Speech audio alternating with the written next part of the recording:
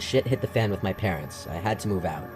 I was down on my luck, living situation-wise, and I could only crash on the couches of my friends for so long. I was looking on all the roommate and apartment apps and websites, and I found something that caught my eye on this app. A man named Luke had listed a room for rent in his 3-bedroom, 1-story house. The rent price was $1,200 a month. He'd basically be my landlord and roommate, as he would also be living in the house. He made sure to note on the ad that he'd be out of the house most of the time, and that the renter would have the place to themselves often. He did put in all capital letters a few ground rules though, including no parties, no large gatherings, no drinking in the living room, and no use of the basement. They seemed like pretty standard rules. I went to view the house in person and meet Luke. The second he opened the door, I got a bit of a read on him, that he was a little reclusive. His demeanor was quiet and a little awkward. He showed me the house. I could tell he was nervous because his voice would shake and he would stutter. The bedroom was a good size, and the actual floor plan of the house was good. It was an open layout, meaning the kitchen, living room, and dining room were all one big open space. For $1,000 a month in my area, it was a steal. He laid out some more ground rules in person, and he emphasized again how I can't go in the attic or the basement, as I use them for storage only. Sounded fair enough. On the spot, I told him I'm interested. We shook hands, I left, and 2 days later, I was moving in. We didn't draft any sort of lease or contract. I was just going to be paying him off the books month to month, the first day of every month. I had settled in pretty quickly. The bedroom I was renting was already furnished with a bed and basic furniture, so all I did really was hang some of my wall decor and fill the dresser and closet with clothes. The bedroom had a lock on it, thankfully, and he gave me the key to it so I could lock it when he wasn't home, which seemed like a nice gesture, at first. Luke never told me what he did for work. He just told me he usually wouldn't be home, but I quickly learned that wasn't true. Anytime I'd come home from work, his car was always in the driveway. Quickly, I started to pick up on loud sounds outside of my bedroom at night, from footsteps to doors opening and closing constantly. One night, I went out in the middle of the night just to go to the bathroom, and I noticed the basement door was opened. I walked over to the top of the stairs and looked down. There was a dim light from down there, seemingly from a far corner out of view. I heard banging sounds coming from down there. It was like 2 a.m. What could he be doing down there? Then the bang stopped, and Luke appeared at the bottom of the stairs and looked up at me. It was so creepy that describing it in words doesn't do it justice. He looked visibly annoyed as he looked up at me. I apologized and said I'm just going to the bathroom. He almost angrily responded, "Shut the basement door." I listened to him, insanely weirded out. I went to the bathroom and then back to bed. I laid awake for a while after that, now with my mind racing, wondering what he's doing. About a week later, I returned home and noticed my bedroom door was unlocked. I always locked it before leaving every day. I looked around my room to see if anything was missing, and while nothing seemed to be missing, I noticed some things had been moved. For starters, my clothes in the dressers were not neatly stacked anymore. They had been looked through, I could tell. The closet door was also cracked open. It was dawning on me that he had his own key, and he likely came into my room and went through my stuff. This felt like a clear invasion of privacy, and a violation of my tenant rights. I had to figure out how to confront him about it. I went to knock on his bedroom door, but he didn't answer. His car was in the driveway once again, so he had to be home. I was getting such weird vibes from all of this. I gave up and went back to my room after microwaving my dinner. While I was in my room relaxing and watching TV, I heard the door to Luke's room open. I took this opportunity to get up and confront him, so I went out to the living room and caught him in a hurry about to leave the house. I stopped him and asked if he went into my room. He looked at me with a blank expression and straight up said no. I delicately responded without being hostile, saying that the door was unlocked and some of my stuff appeared to have been gone through. He then claimed that I had the only key to my bedroom, and then he said he's in a hurry, he has to go, and he left. I was flabbergasted by all of this. I wanted to ask my parents for advice, but at that time I hated them and wanted nothing to do with them. I was already back on the apps and websites looking up other listings. I knew I didn't want to stay here. Then I realized this was the first apparent time that Luke wasn't home while I was. Curiosity got the better of me, and I had to check out the basement. I checked out the windows first to make sure his car was gone, and it was. I then went over to open the basement door. Oddly enough, I couldn't find any light switches, so I just used the flashlight on my phone to navigate around. The steps were so creaky I felt like I was in an abandoned house. I got to the bottom, and there was a tan carpet that was curling upwards at the walls as if it were poorly fitted to the floor. It was a very small basement, at least the main room. There was just this one ugly couch in the middle of the room. There was also a slightly funky smell down there, and the smell only got worse as I got closer to this door in the corner. I attempted to open the door, but unfortunately it was locked. Or maybe I should say fortunately, because I'm not sure I fully wanted to know what was in there, emitting that smell. It almost smelled like raw sewage, but worse. I did one little quick sweep around the main room of the basement though, and I found nothing, just some taped up cardboard boxes, which I was not going to open. I went back upstairs and shut the door. The rest of that night, I stayed in my room. I never heard Luke come back. He must have gotten back after I had fallen asleep. I woke up. The room was still dark. My alarm was not going off. Something else had woken me up. I heard the floor next to my bed crack, and I turned and saw Luke leaning over my bed, looking at me. I screamed, and he replied to me to shush, and then asked me if I went into the basement. I screamed, "No, how did you get in here? I locked the door." He then asked me, "Are you sure?" I flipped the cards on him and yelled, "Did you come into this room when I wasn't home?" He replied no. Then he turned around and walked toward the door. I asked, "How did you get in here then?" I saw him hold up his hand in the dark. He wasn't holding anything. At the time, I didn't know what it meant. He said to me before leaving the room, "I think you should find other living arrangements." And then he closed the door. I started packing my shit right then and there. I wasn't staying another minute in that house. I knocked on his door and yelled at him to give me half of the rent money back since I'd only been there like 2 weeks. Moments later, he opened the door, and just his arm stuck out from the door, holding a small stack of $100 bills. He managed to make even handing me the money insanely creepy. I grabbed it. It was only $400. Whatever, it was close enough. I just wanted to get out of there. I was fully packed and out of there within an hour. I slept in my car that night. I ended up back at my parents' house the next day, and after explaining the ludicrous shit I just went through, something changed where they were more welcoming to have me back. I still moved out a month later, but my parents and I are fine now.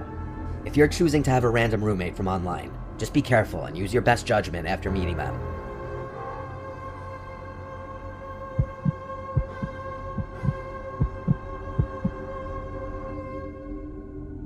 It was my junior year of college. I had moved off campus into a student apartment building.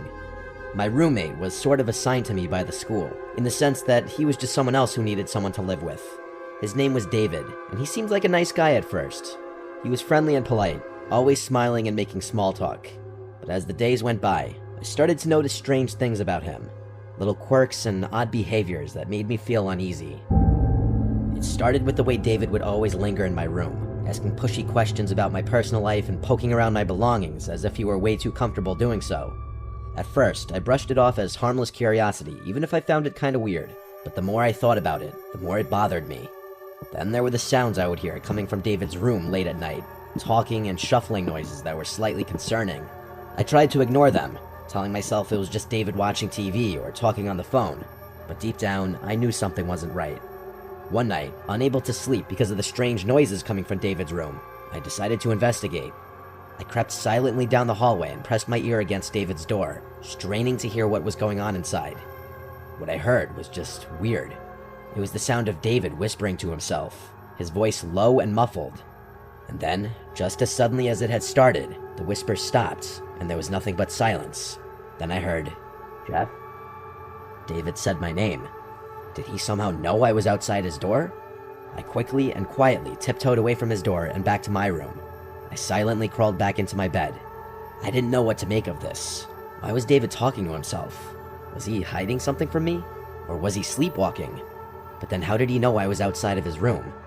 I couldn't shake the feeling of uneasiness. The next day, I kept thinking about the night before. As the days went by and the sounds from David's room persisted, my paranoia only grew worse. I couldn't shake the feeling that David was hiding something from me. David's behavior also became stranger. I started to notice little subtle changes in his behavior, like he would make strange glances at me, and his movements seemed a little furtive. One night, I woke up at some off hour in the night, and heard David's whispering voice from outside in the hallway, like right outside my door. It was genuinely freaking me out, and I was wondering if he was sleepwalking. I went to the door and put my ear up against it, and like last time, the whispering stopped. And then, David once again said, "Jeff?" This time I replied, and said, "Yeah, you good?" He didn't respond. I just heard his footsteps walk away to his room. The following night, I woke up to the sound of my bedroom door closing. I heard David's footsteps walking away in the hallway. This was getting out of hand. The next day, I decided to confront him about his potential sleepwalking. I told him I'd been hearing him walking around late at night, and heard him close my door last night. I then asked him if he has ever been known to sleepwalk or have any kind of sleeping disorders. He seemed to not know how to answer at first, but then he said yes, he does tend to sleepwalk sometimes. I wasn't buying it though, something was up. I decided to search David's room for answers. I knew it was risky, but I couldn't ignore the nagging feeling that something was wrong. I waited until David was out of the apartment, then I crept into his room. I knew that I might not have much time, so I searched quickly, tearing through drawers and closets in search of anything that might explain David's nightly strange behavior. And then, just as I was about to give up, I found it. A small, nondescript drawer hidden at the back of David's closet. I pulled it open, and my blood ran cold at what I found inside. It was a collection of photographs, dozens of them, mostly featuring me asleep and one other guy who looked to be our age, all mixed together. They were taken from different angles and distances, some of them so close up that I could see the pores on my skin and individual strands of hair on my head. I felt sick to my stomach as I realized what I was looking at. David had been secretly taking pictures of me while I slept, without my knowledge or consent. I couldn't believe it. I had been living with some kind of sick voyeur, like he probably got off somehow to these pictures. He had been violating my privacy and invading my personal space for who knows how long. I wanted to confront David, to demand answers, but I was afraid of what he might do, afraid of what he might say, afraid of what might happen if I confronted him alone. So I took a picture of the contents of the drawer, and then took a handful of the photos as evidence to use against David. I packed my things, and the next day, I showed the photos to the department in charge of student housing accommodations, and they told me to let them take the appropriate action. I was lucky and got assigned to a different apartment with a normal person who needed a roommate. I never spoke to David again. Even now, years later, I still can't shake the memory of those chilling photographs, and David's whispering and creeping around at night. I never found out who the other guy in the photos was. It was definitely his old roommate, but I was never able to find his name. But who knows? Maybe he also found out.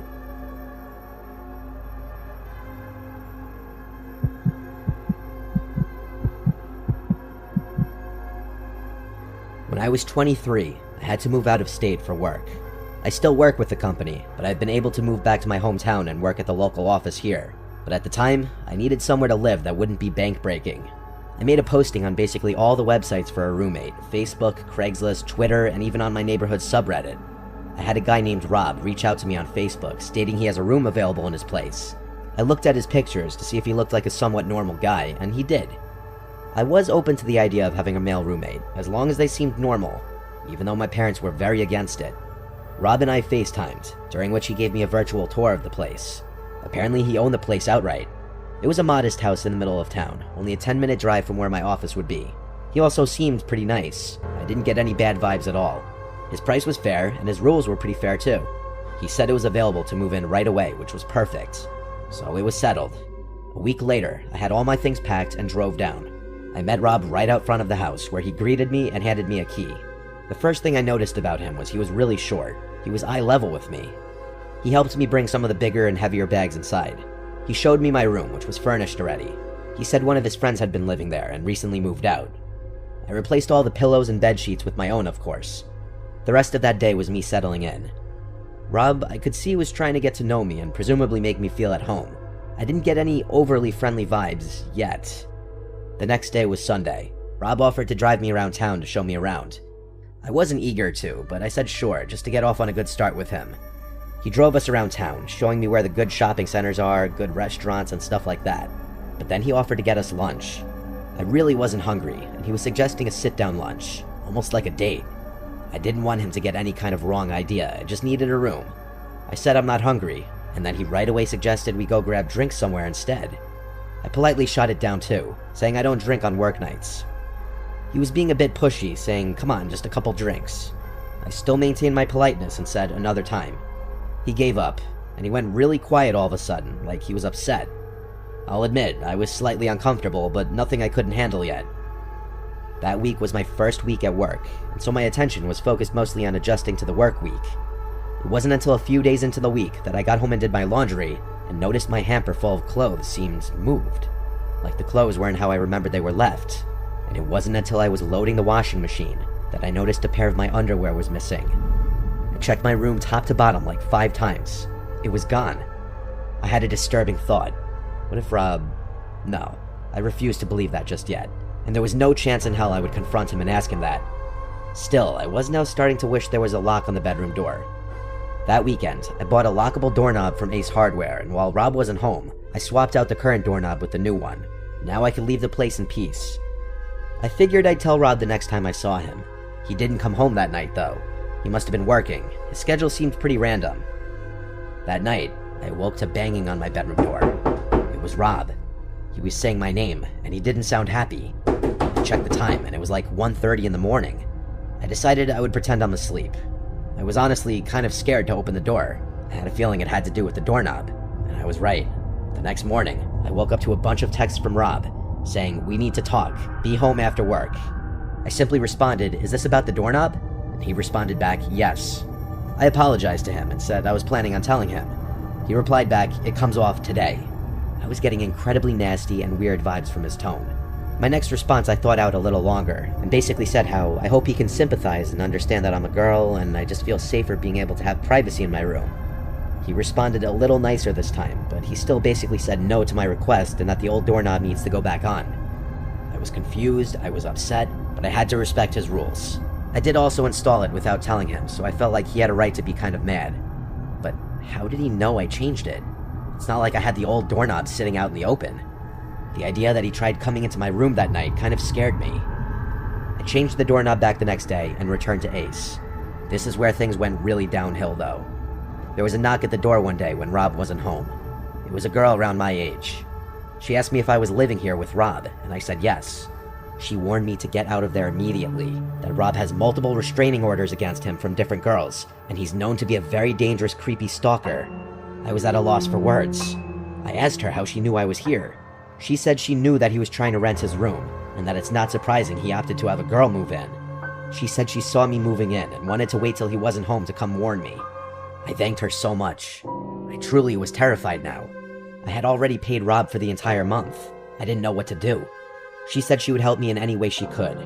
I took her number and she left. I started packing my things and looking for other places I could move to. I found something across town, a studio apartment sublet for a little more money. I contacted the poster of the ad, and she told me I could move in as soon as possible. Perfect. Now I just needed to tell Rob and get my money back. I started packing some of my stuff into my car, and I texted him that I'd have to be moving out tomorrow, as something with my family came up and I needed to go home. He didn't answer. He got back to the house about an hour later and asked me about my text. I came up with my best fake story possible, and he said yeah, he'll give me the money back tomorrow after he goes to the bank. I was super relieved. About an hour later, he knocked on my door, and then said, "Did by some chance some girl say something to you?" I simply said, "No, what do you mean?"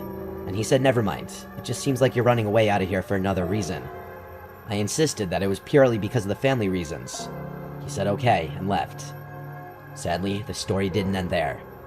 I woke up that night and screamed at the top of my lungs when I saw a black figure sitting on the end of the bed. It was Rob. He turned and put his hand on my mouth and went, "Shh." I said, "Please don't hurt me." And he responded, "Why would I hurt you? I knew someone said something to you. Don't believe what these girls say."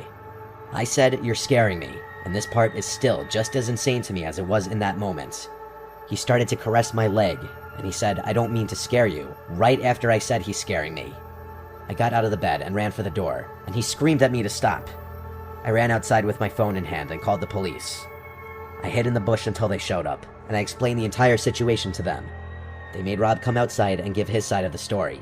Basically, I told them I just want to get all my stuff out of the room and I'm leaving. So the cops stayed there as I collected the remainder of my stuff and brought it all to my car. I also insisted on Rob Venmoing me the money back while the police were there, and he did so actually. The whole time the police were there, he tried his best to act like some normal dude, I could tell. One of the officers then pulled me to the side to tell me that this guy had been arrested before for other incidents with women, but Rob denied ever coming in my room or touching me or anything. So it was all he said, she said. I left the house and went straight to a hotel for the night. The next day, I moved into the studio apartment. Luckily, the girl who posted it was able to facilitate my quick move-in. I have never and will never live with another man who's not my boyfriend or husband ever again, or just anyone I don't know for that matter.